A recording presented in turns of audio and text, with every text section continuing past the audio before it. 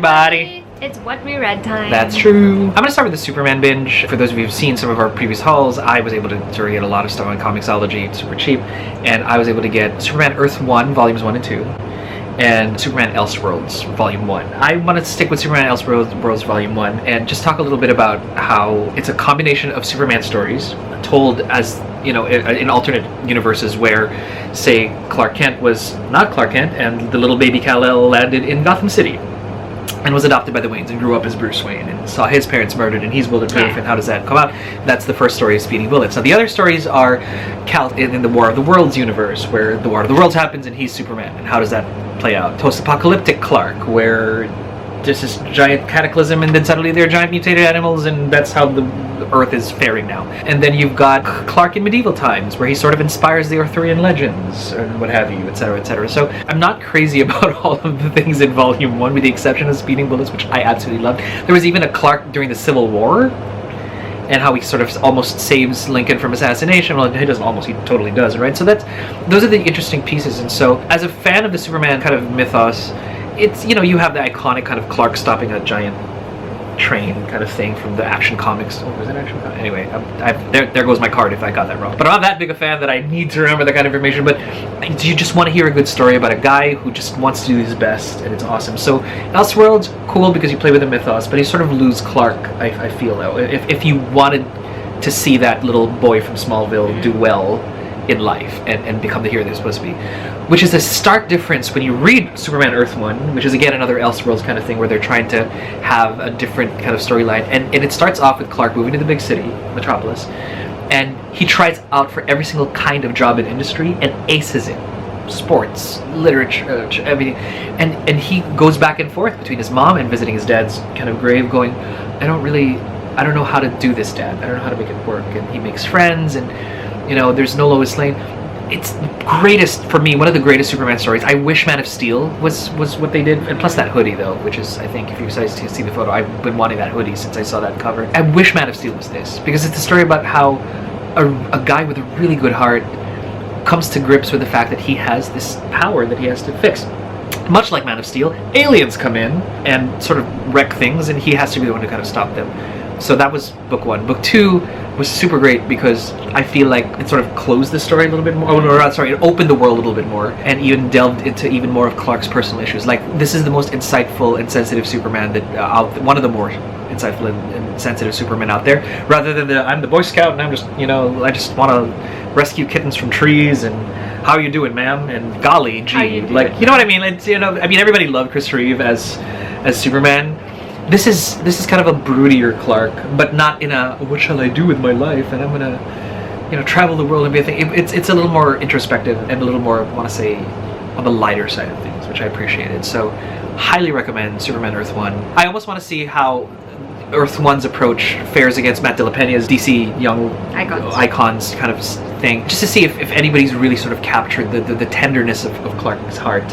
And I'll end with this. One of my favorite quotes there was Clark talking to his mom about like the costume and everything, and Ma Kent was like, "Don't wear a mask, because they're going to see absolutely everything that you can do, and they're going to need to see the kindness in your eyes, and then you're going to need to see your face that you mean them absolutely no harm." And I thought, that's amazing. And then she ends it with, "You wear the mask for the rest of the time," and I'm just like, oh man, that is my Superman story. So I highly recommend Earth 1. Pick it up. It's really awesome. I may invest in book 3. So I'm going to talk about 2 books that I read digitally, and they were both buddy reads. So the first book I read with Rachel from Hello Charlie for Friends with Arcs.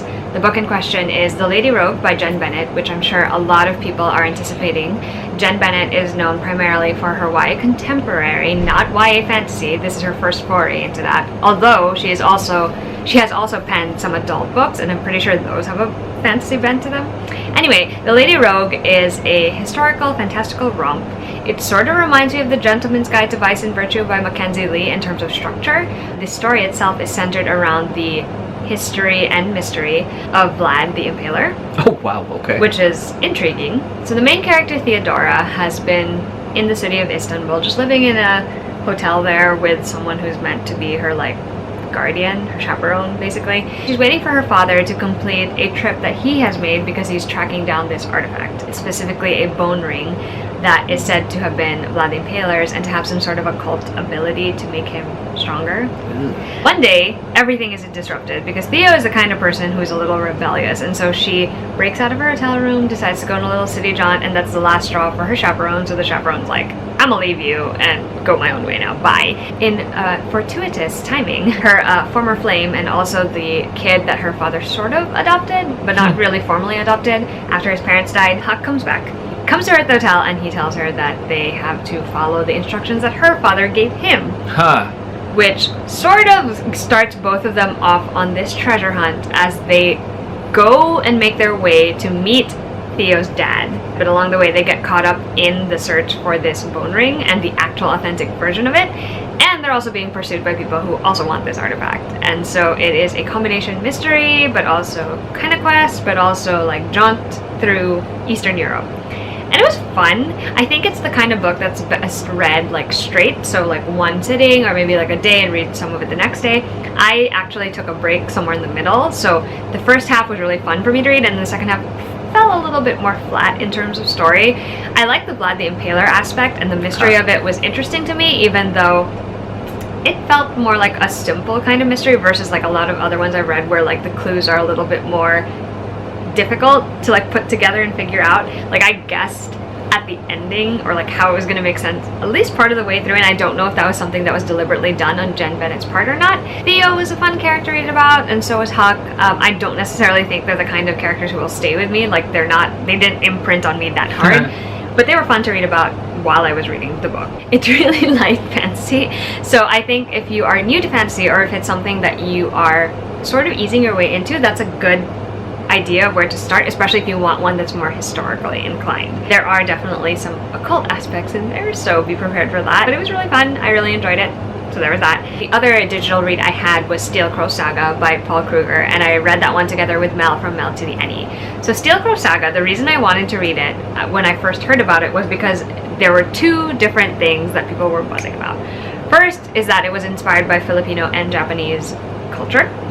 And second was that it had an aspect that would be very reminiscent of Pokemon. Okay, so here's what I actually think about this book. Steel Crow Saga follows 4 different characters, well, mostly 4 different characters, and they're each from a different background. So there's a princess, there is a thief, there is a exiled prince who is trying to get back to his homeland, and then there is a military sergeant. And each of these 4 individuals has been affected by the different colonizations that happen among these different lands. So there's 4. There's Dahal, there's Sanbuna, there is Shang, and there is Tomoda, I want to say is the name of the land. So there have been a variety of like, Tomoda had power, and then Shang had power, and then Sabuna rose up and they overthrew the Tomodanese. Like, it was a whole like, it's a whole bunch of different islands that had different colonizers or were colonized at some point. And so there's this interesting political dynamic that exists between our characters because actually each one of them is from a different place in that book. There's actually also a place called, I don't know if it was called Jongsan or not, but there's also people from that place. The sergeant, her name is Tala, and the exiled prince, whose name is Jimuro, they're together because she is tasked to bring him safely back to his homeland so that he can ascend to the throne and he can consider her homeland, Sanbuna, as an ally, and they can work together in order to, you know, make sure that everything is fair between their people, trade, stuff like that. Of course, Tala resents this because she grew up as a child of the time when they were colonized by the Tomodanese, and she saw all the atrocities of the war and even fought in it. And so, obviously, escorting this prince is not something she wants to be doing, but she'll do it anyway because she's in the military and she'll do her duty. And then Jimura, on the other hand, he is trying to come to terms with the fact that he is now going to ascend to the throne way earlier than he thought he ever would have to, and he's not sure if he's actually ready to do that or if he's the right person to do it as well. On the flip side, you have the other two who also encounter each other. There is a thief who is about to be executed named Li, and she ends up getting rescued by this princess named Xiaolan, and they end up becoming partners because they want to track down the prince so that the princess can take the prince back to her kingdom. Her dad is the emperor of Shang, and so she'll win her place as the one who's meant to become the next, like the heir to that throne. Wow. So it's like, it has a lot of moving parts, and at first it's a little bit confusing trying to keep track of the storylines, but I think Kruger has definitely improved in his storytelling because I was able to really like easily keep track of the political situations, the characters, and their dynamics, even though there were like 4 different ones going on at the same time. That sounds kind of cool. So underlying all of that political like stuff and like their own journey, there's also a magic aspect to this story. So every country has different magical beliefs. In Sanbuna, which is one of the main countries, shade pacting is a thing. Shade pacting involves you pacting with usually an animal, and you guys basically see into each other's souls. They require something of you, you ask something of them, and once you have a pact, you have this pact mark, and anytime you want to, you call their name, they'll come out and come to your aid. That's sort of considered taboo for the Tomoda people, because the Tomoda people, what they have pacted with is steel. So they actually can wield sort of like abilities that have to do with steel. So most of their architecture has to do with steel, so when you slide open doors, like that kind of stuff, they're also very good with guns and handy with that stuff. And they can even drive cars without the cars having engines. Ooh. So it's like this really interesting mix of magic, and that in itself is also a plot point because reasons. Which you sort of find out early in the novel, but I also don't want to say it just for spoiler's sake. But I went into this one cautiously optimistic because I had enjoyed Paul Kruger's first novel, which is Last Call at the Nightshade Lounge. I talked about that earlier this year. But I really liked this book. I genuinely think that it was really fun to read a book where he interspersed all these different Asian cultures into it. And one of my favorite things is that he talks a lot about Filipino food in it. Like he mentions bistec, adobo, and longanisa, just to give you an idea. And literally the entire time I'm like, this is great, I want to eat it. It was all very interesting just to see like little bits he pulled from there but made his own. It kind of reminds me of what Tamara Pierce does with her books, where she kind of draws inspiration from real life things, but it also is very specific to whatever she created for her story. That's true. I like that a lot. And I think he did a good job with the political, like, maneuverings in this story. Right. And the characters too. Like, I enjoyed all 4 of the main characters. I found each of their stories equally interesting, and I was never bored even when we switched to someone else's perspective, which is a rarity for me. So I really, really enjoyed it. I am sad that it is a standalone. It actually ends very well. I would have said ends very well, but then I have feelings about that ending because I wanted something specific to happen, and it didn't happen, and I didn't get it. Well, I got it, but not enough of it, I guess is what I want to say. But it was really fun. I really enjoyed it. It does not remind me so much of Pokemon as it does of Full Metal Alchemist. And if you get the chance to read it or will be reading it, when you read it, I would love to know if you feel the same way, because I swear that it really reminds me of Full Metal Alchemist. I can't even tell you why because spoilers, but definitely reminds me of that. It was really, really fun to read. I'm glad I read it. I'm so glad that second experience with Paul Kruger turned out really well, so highly recommend adding that to your TBR. Short and sweet. I just finally read Dear Justice League, which is a middle grade sort of book which follows the Justice League across maybe like one particular adventure, sort of an overarching thing. I thought it was just like a couple of vignettes where the Justice League just answer random emails from kids, but really it actually spans just this brief period of time where they're like, I think there's a danger here, but then suddenly they think there isn't, and then actually there is one, and then they all have to come together and save the day. And in between that stretch, every single one of the League members that you see here on the front page, so Hawkgirl, Cyborg, Superman, Wonder Woman, Aquaman, Green Lantern, Flash, and Batman, all answer emails from a bunch of kids. And the cutest things, one of the things that DC has done super well for me personally is taking their main characters out of the main storyline, and we get a look into their personal lives and how they respond to these things. So Hunu Shaira had a hamster. Arthur is as R3 as you can get over here, and I'm talking more the Momoa sort of kind of like kind of dude who just kind of walks around, even if it's technically not the Jason Momoa look. It's definitely got the spirit of it, right? Diana still trying to make a birthday party, Clark ruining people's days by trying to be a hero, and Bruce with his overkill. Overkill everything, and apparently doesn't like, and in this particular Elseworld, would rather prefers grilled cheese with the crust cut off. And of course Alfred knows this, so I appreciate that. I would recommend it to anybody who has kids that love DC and are sort of on the younger-ish age, because this is definitely something that helps humanize the League better. I like that. And for anyone who's a fan of any age, it's a great look into their lives, and it's the cutest thing ever. I absolutely love it. It's Justice League light, personally, for me. And they do come together to save the day. Lastly, it's because this house has caught some Witcher fever. Andrew Sapkowski's book, Sword of Destiny, was a beautiful read.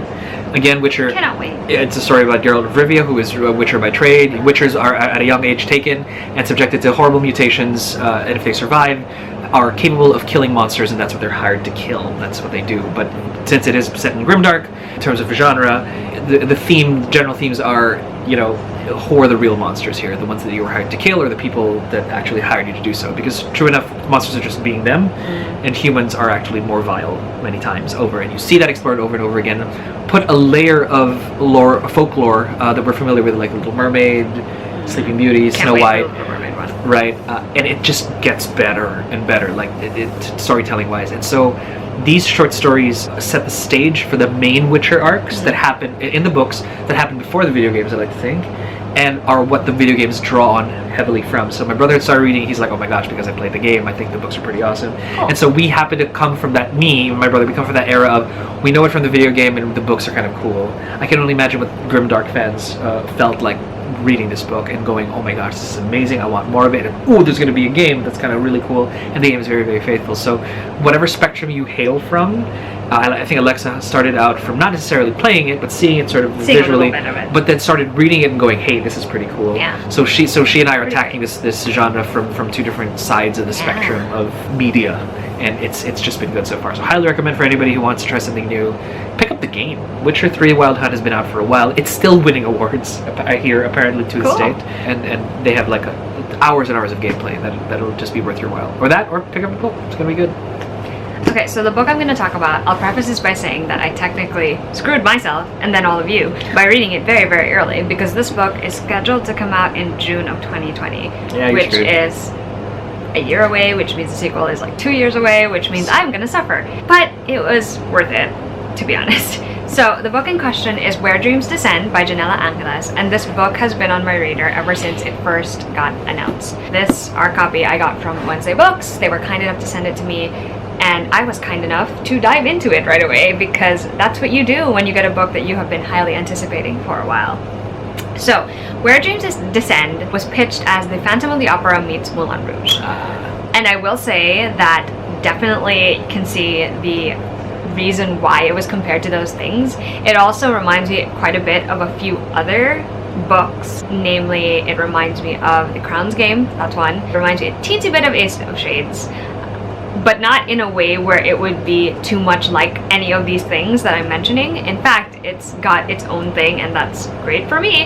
It was a fun take on all of the interesting tropes that she pulled from these different forms of media. But the story essentially centers around a character named Kalia, and Kalia has spent her entire life in a place known as Hellfire House. She resides in this house, she learns magic from the owner of the house, and she also performs nightly during the time that the club, because Hellfire House is also a club at night, has its patrons come in for gambling and a night of debauchery and all of that good stuff. Why not? Hellfire House is in a solitary woods, basically surrounded by woods on all sides. It's very isolating, and Kalia has never been able to venture out of it, even though she's begged for years. And one night, everything just comes to a head for her. She realizes stuff about her life that she did not think of before, and so she ends up deciding that she is going to escape and go to the city of Glorian, which she can see from the house, specifically to participate in this competition for magicians, because Kalia herself is a magician.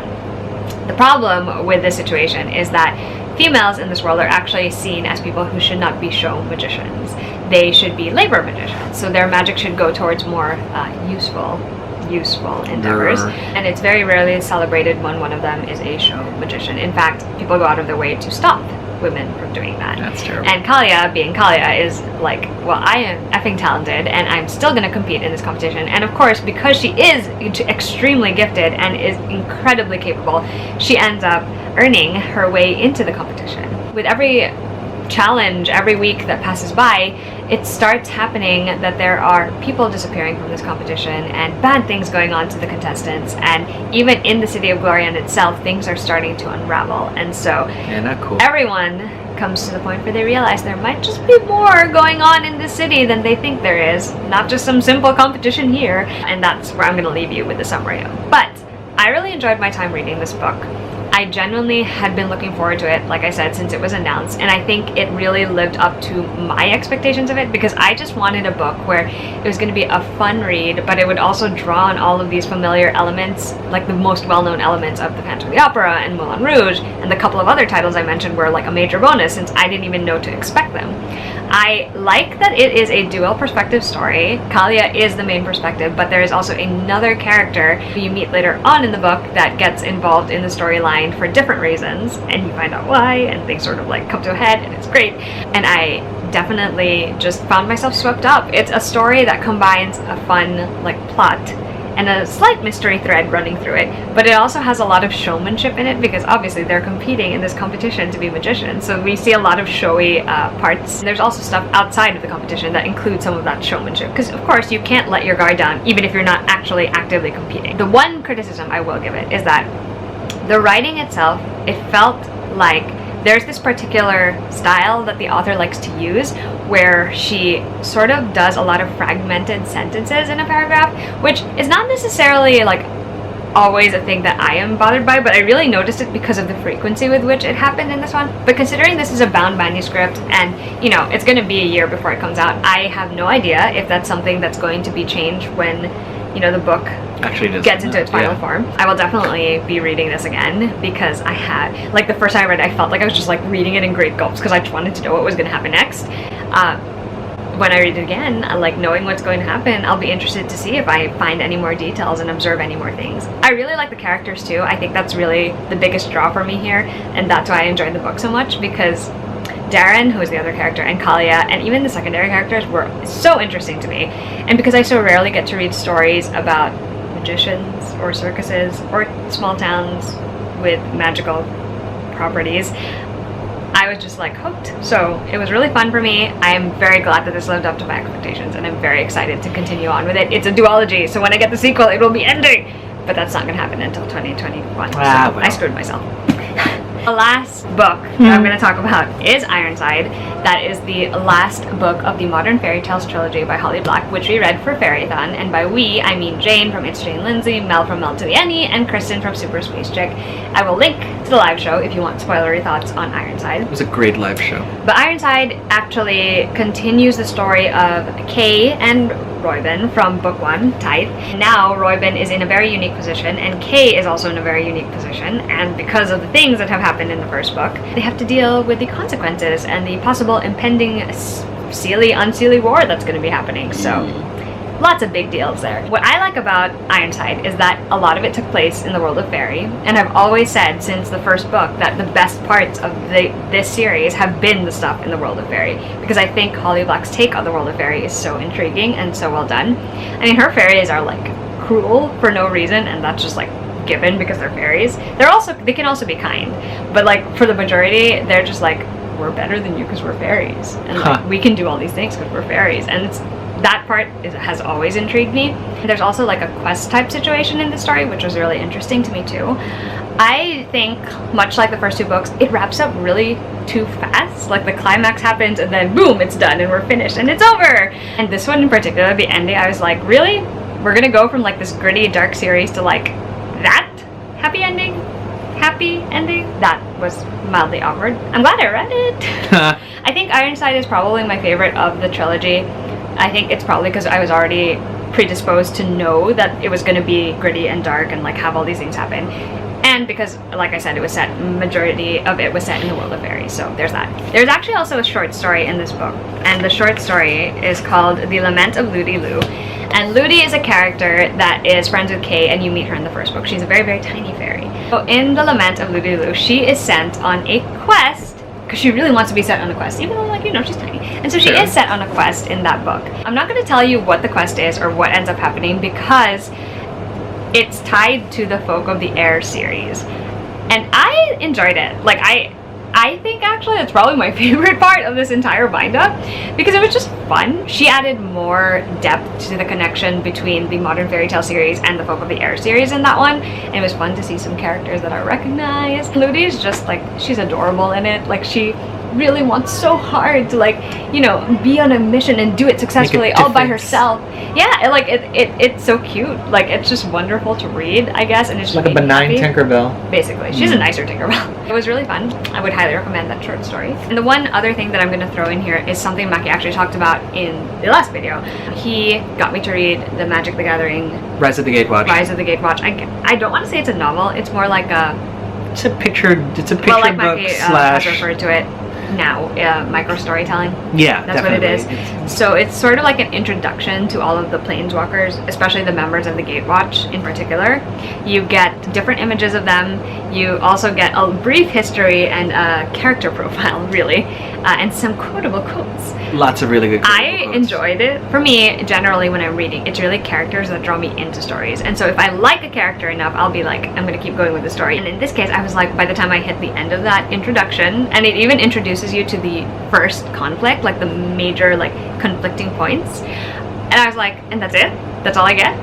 That's it? And of course, Mackie was like, no, of course not. There's like a novel, like, you know, you can read it next. Yeah, they kind of play out. But yeah, it was really fun. I think it was a great way to sort of slide into that world again. Absolutely. I am not as familiar with the world of Magic as Mackie is. I know how to play, but very basic and I didn't really register any of the characters, but just getting to know them a little better through those character profiles and that little like visual like experience. It was really fun, and I look forward to more of their story, particularly for the Gatewatch, because I think like for me, just now knowing these members of the Gatewatch, I'm just like, yes, I will read more about you. Yeah, it's pretty good. It's pretty good. Yeah, so those are all the books that we recently read. If you guys want to talk about them, please let's talk about them. Comments are over there. We're happy to chat with you guys, as always. And we look forward to sharing another What We Read soon. Bye.